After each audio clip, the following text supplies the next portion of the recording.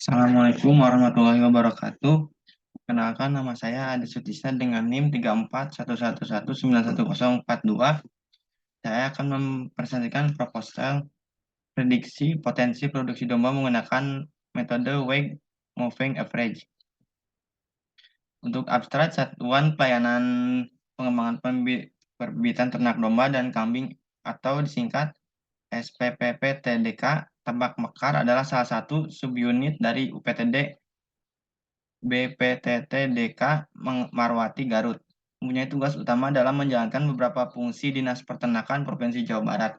Dalam bidang percobaan dan pengembangan peternakan domba di Jawa Barat, bertujuan untuk menyelenggarakan manajemen peternakan domba secara profesional, untuk menghasilkan bibit domba berkualitas dengan sistem reproduksi yang unggul.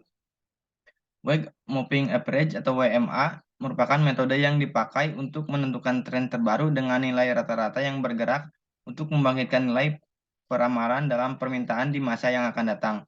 WMA dapat dianggap sebagai salah satu model yang respon yang lebih baik terhadap perubahan data.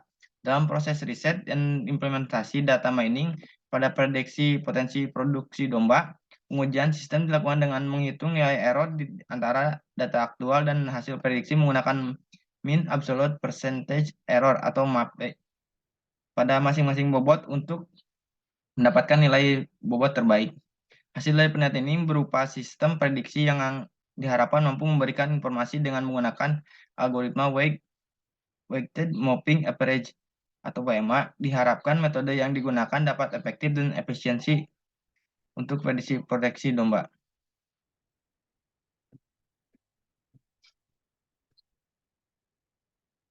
Nah, untuk latar belakang, prediksi merupakan bagian dari data mining yang tujuannya untuk mengetahui apa saja yang dapat diperoleh dari pengolahan data sebelumnya. Prediksi merupakan perhitungan objek menggunakan data untuk menentukan suatu di masa depan. Sejak Alan Turing memperkenalkan kecerdasan buatan pertama pada tahun 1936. Peramalan adalah suatu sistem prediksi atau mengantisipasi suatu peristiwa yang belum terjadi tetapi dapat diprediksi atau diestimasi berdasarkan keadaan saat ini. Peramalan mengacu pada metode statistik atau trend series data yang disimpan selama bertahun-tahun. Seperti metode deret waktu, data cross-seksional, jaringan syaraf tiruan, dan banyak metode berguna lainnya. Prediksi atau peramalan adalah bagian terpenting dari proses pengambilan keputusan manajemen pada tiap perusahaan atau organisasi bisnis. Prediksi sebagai acuan untuk rencana jangka pendek, menengah, ataupun jangka panjang bagi perusahaan. Budidaya domba untuk menghasilkan daging memiliki peluang mengembangkan yang sangat baik di Indonesia, dikarenakan kebutuhan daging secara nasional sampai saat ini belum dapat dipenuhi oleh produksi daging lokal. Populasi domba mengalami penurunan pada tahun 2016 dan 2020. Penurunan pada 2016 mencapai 7,68% dari tahun sebelumnya. Sedangkan pada tahun 2020 mengalami penurunan sebesar 1,74% dari tahun 2019.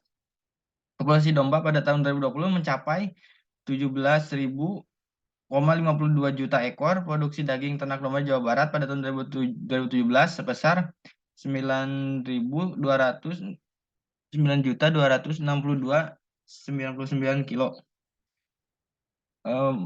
Data ini dari Badan Pusat Statistik 2021. Dengan populasi domba dari tahun 2017 meningkatkan 1,%, namun peningkatan jumlah populasi domba juga diikuti peningkatannya jumlah pemotongan domba sebesar 1,02%. Hal ini karena meningkatnya jumlah penduduk dan perbaikan pendapatan kesejahteraan masyarakat.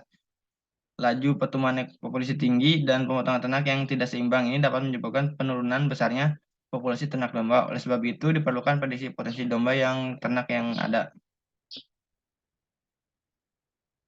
Nah, penelitian sebelumnya untuk permintaan produk kopi menggunakan metode double exponential smoothing. Data yang digunakan yaitu data penjualan produk kopi bubuk untuk 10 outlet dari Januari 2017 hingga 2018. Untuk memprediksi permintaan 1 bulan selanjutnya, pada penelitian ini perhitungan error dan perbandingan hasil prediksi permintaan produk kopi bubuk dengan data aktual penjualan kopi bubuk menggunakan mean absolute percentage error atau dalam kurung MAPE. Presentasi keberhasilan sistem prediksi permintaan produk kopi pada penelitian ini adalah 83,76%. Penelitian sebelumnya menggunakan WMA untuk melakukan peramalan jumlah produk karet berdasarkan nilai permintaannya. Penelitian ini menggunakan data permintaan kuartal di mana dalam 1 tahun terdapat 3 kuartal. Data yang digunakan pada penelitian ini yaitu data dari tahun 2014 sampai 2018. Hasil dari penelitian prediksi karet menggunakan WMA memiliki nilai error 2,52% yang tergolong kecil sehingga tingkat akurasinya tergolong besar dan aplikasi dapat berjalan dengan baik. Berdasarkan pada permasalahan tersebut diperlukan sebuah pengolahan data yang memungkinkan satuan pelayanan pengembangan pembibitan ternak domba dan kambing ternak mekar untuk melakukan prediksi potensi produksi domba. Maka dilakukan penelitian untuk mengimplementasikan metode weight mapping average dalam prediksi potensi produksi domba. Penggunaan metode ini bertujuan dapat memberi kemudahan dalam memenuhi produksi daging lokal dan proses pendataan terstruktur untuk mendapatkan nilai yang dapat dijadikan acuan dalam proses produksi dan terus berkembang sesuai kebutuhan produksi. Data produksi ini dapat diolah untuk dijadikan informasi dengan proses data mining. Data mining diyakini dapat berguna untuk melakukan pengolahan, memberikan informasi, dan meningkatkan hasilnya akurasi mengenai prediksi potensi produksi domba di daerah pemasarannya. Untuk rumusan masalahnya, yang pertama bagaimana menggunakan metode weighted mapping average dapat mempengaruhi tingkat akurasi produksi domba, bagaimana hasil evaluasi MAPE yang diimplementasikan pada komoditas bahan pokok dengan metode WMA. Batasan masalah ini tujuan penelitian ini menentukan urutan besarnya potensi produksi domba berdasarkan nilai pertumbuhan populasi, kelahiran, kematian, pertambahan populasi, dan kebutuhan bibit betina. Yang kedua, menguji tingkat akurasi metode prediksi WMA. Yang ketiga, menentukan teknik evaluasi atau MAPE untuk mengevaluasi hasil prediksi domba. Selanjutnya ke penjelasan mengenai metode WMA atau weighted mapping average adalah metode dengan menggunakan teknik pembobotan berbeda pada data yang tersedia sehingga data terbaru adalah data yang penting untuk prediksi sehingga bobotnya lebih berat. Bobot 12 dibuat sedemikian rupa sehingga jumlahnya sama dengan 1. Pada WMA masih ada bobot yang dipakai dalam setiap perubahan data. Buat data yang terkirim mempunyai nilai bobot yang lebih besar, rumus berdasarkan metode WMA, rumus menghitung kesalahan, dan rumus menghitung mean square error atau MSE. Sebuah rumus untuk metode rata-rata tertimbang WMA sama dengan sigma (dt) dikali berat per sigma dibagi berat. Informasi saat ini bobot yang ditetapkan untuk setiap bulan dan kesalahan menghitung rumus. Selanjutnya metode penelitian. Dalam penelitian ini, data yang digunakan adalah data kelahiran ternak domba yang diambil dari Balai Peternakan SP3 Tedaka, Tambak Mekar. Data kelahiran yang tersebut akan diolah menggunakan metode WMA agar hasilnya dapat dijadikan aturan peramalan potensi produksi domba. WMA dimulai dengan menginputkan data yang didapatkan dari database sistem, kemudian data dimasukkan yang diambil sesuai dengan bobot yang digunakan.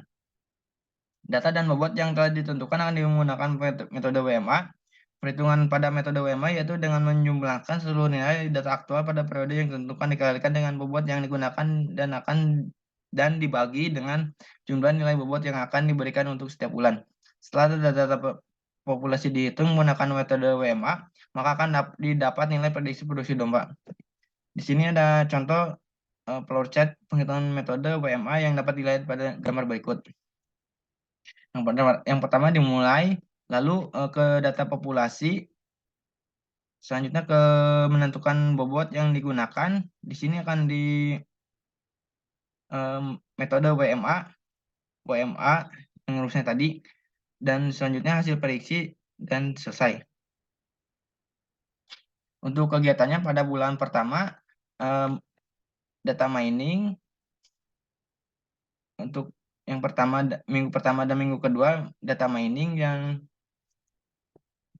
kedua, pengumpulan data untuk minggu ketiga ke keempat, dan bulan kedua, preproses implementasi.